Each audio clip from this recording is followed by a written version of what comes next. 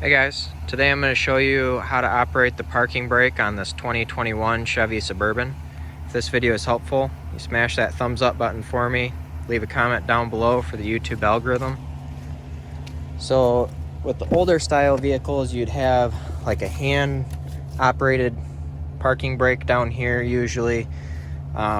These new Suburbans have an electric parking brake and you can operate them right here.